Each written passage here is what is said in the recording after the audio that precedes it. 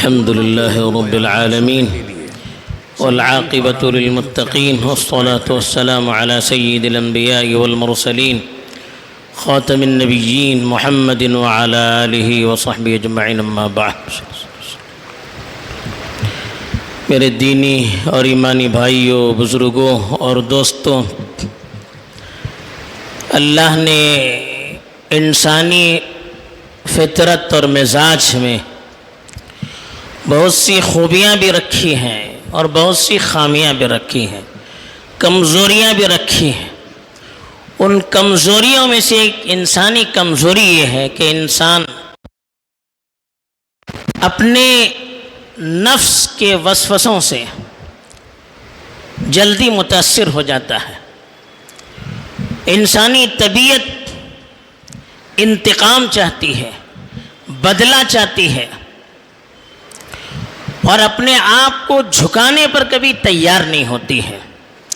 ایک انسانی معاشرہ ہوتا ہے، اس معاشرے میں کمی بیشی ہوتی ہے۔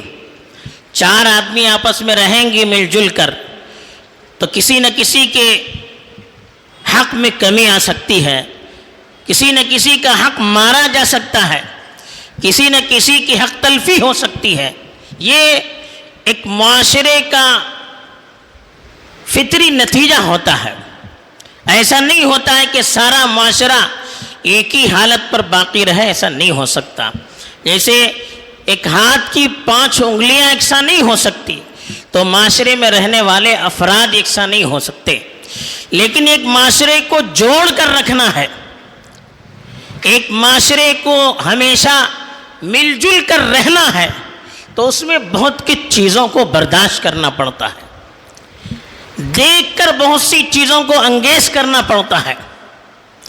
تو اس لیے قرآن مجید کے اندر آپسی معاملات میں ایک دوسرے کو معاف کرنے کی ترغیب دی گئی ہے، ایک دوسرے سے درگزر کا معاملہ کرنے کی ترغیب دی گئی ہے۔ اگر کسی پر ظلم ہو گیا، کسی کے حق کو دبایا گیا، تو قرآن نے اس کو برداشت کرنے کی دعوت دی ہے، اور اس پر بہت بڑے انعام کا اعلان فرمایا ہے۔ بلکہ اللہ تعالیٰ نے تو یہاں تک کہا کہ اللہ تعالیٰ کی صفت کیا ہے؟ بخشش کرنا ہے، رحم کرنا ہے، معاف کرنا ہے۔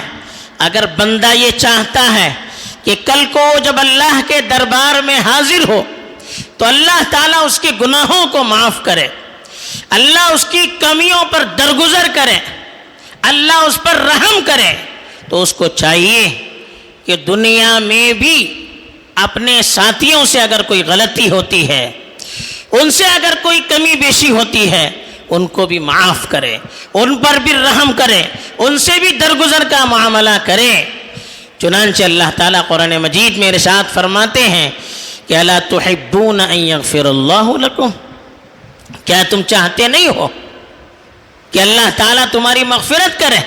اگر تم چاہتے ہو تو کیا کرنا چاہیے؟ وَلْيَعْفُوا وَلْيَصْفَحُوا،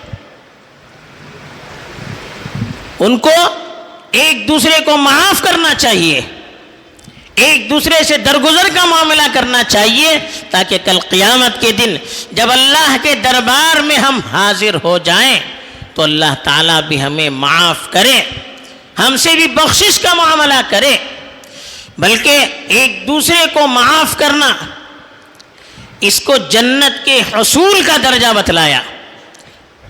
اللہ تعالیٰ نے قرآن مجید میں فرمایا کہ وَسَارِعُوا إِلَى مَغْفِرَةٍ مِّن رَبِّكُمْ وَجَنَّةٍ عَرْضُهَا السَّمَاوَاتُ وَالْأَرْضُ، کہا کہ اللہ کی مغفرت کو حاصل کرنے کے لیے جلدی کرو، اس جنت کو حاصل کرنے کے لیے جلدی کرو جس کی چوڑائی زمین و آسمان کی طرح۔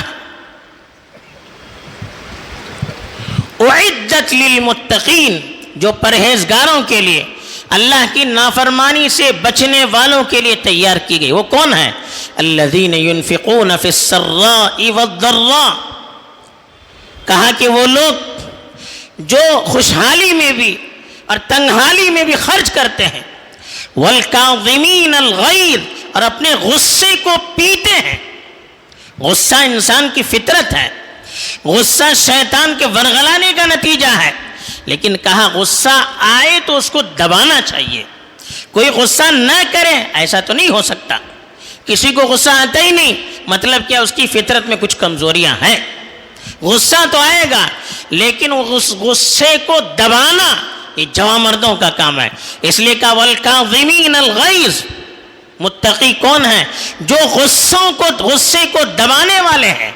والعافین عن الناس. لوگوں کو معاف کرنے والے ہیں. اللہ یحب المحسنین. اور دوسرے پر احسان کرنے والوں سے اللہ محبت کرتے ہیں. ہم اللہ کی محبت چاہتے ہیں. ہم یہ چاہتے ہیں کہ اللہ ہم سے بھی محبت کرے تو ہم دوسروں کو معاف کریں, دوسروں سے درگزر کا معاملہ کریں. غصہ آئے تو غصے کو دبائیں. نفس انتقام لینے کے لیے کہیں تو نفس کو دبائیں. بلکہ اللہ نے اس کو اجر عظیم کے حاصل کرنے کا ذریعہ قرار دیا. کہا فمن عفا واصلح فاجرہ علی اللہ. جو شخص معاف کر دے اور صلح صفائی کر دے, آپس میں صلح کر دے تو اس کا اجر اللہ کے پاس ہے. اللہ کتنا اس کو اجر دیں گے یہ نہیں بتایا, البتہ اتنا بتا دیا کہ اللہ کے یہاں اس کو بہت بڑا اجر ملنے والا ہے. اور اس کو تقوی کی علامت قرار دی. اللہ سے ڈرنے کی جو سب سے بڑی صفت ہے, اللہ کو محبوب اور پسندیدہ جو سب سے بڑی صفت ہے وہ تقوی. اللہ کی نافرمانی سے بچنا, اللہ کی اطاعت میں زندگی گزارنا, یہ صفت بھی معافی کرنے سے حاصل ہوتی ہے. کہا وَأَن تَعْفُوا أَقْرَبُ لِلتَّقْوَى. کہا کہ اگر تم معاف کرو گے تو یہ تقوی سے سب سے زیادہ قریب کرنے والی چیز ہے. انسان کے اندر تقوی کی صفت آنی چاہیے تو اس کو چاہیے کہ آپس میں ایک دوسرے کو معاف کرے. اسی لیے اللہ کے رسول صلی اللہ علیہ وسلم نے ایک جگہ ارشاد فرمایا کہ اگر کوئی بندہ معاف کرتا ہے تو اس کی عزت بڑھتی ہے. عام طور پر یہ ہوتا ہے کہ کوئی آپس میں جھگڑا ہوتا ہے, لڑائی ہوتی ہے تو ہر ایک چاہتا ہے کہ میں نہ دبوں وہ دب جائے, میں جھکوں گا میں دبوں گا تو میری عزت چلی جائے گی. اللہ کے رسول صلی اللہ علیہ وسلم نے فرمایا نہیں, ما زاد اللہ عبدا الا عزہ. کا معافی کرنے سے اللہ کے یہاں اس کی عزت بڑھتی ہے, اللہ اس کی عزت کو بڑھاتے ہیں. ہم شیطان اور ہمارا نفس یہ کہتا ہے کہ ہم معاف کریں گے, ہم جھکیں گے تو ہماری عزت چلی جائے گی, ہم چھوٹے بن جائیں گے. نہیں, اللہ ایسے لوگوں کی عزت کو بڑھاتے ہیں جو سامنے والے کو معاف کرتے ہیں, ان کی غلطیوں کو دیکھ کر بھی ان کو بخش دیتے ہیں. یہ بہت بڑا کام ہے اور یہ عام لوگوں کی علامت نہیں ہے. اس کے لیے بڑی ہمت کی ضرورت ہے, بڑے حوصلے کی ضرورت ہے, اللہ پر بھروسے کی ضرورت ہے. یہ صفت ہمیں اپنے اندر پیدا کرنی چاہیے. اگر یہ صفت پیدا ہوگی تو اختلافات کو مٹانا آسان ہو جائے گا, انتقام کے جذبے کو دبانا آسان ہو جائے گا, ملت کو جوڑنا آسان ہو جائے گا اور صف میں وحدت کو پیدا کرنا آسان ہو جائے گا, دل کو صاف کرنا آسان ہو جائے گا, ایک دوسرے سے جوڑنا آسان ہو جائے گا.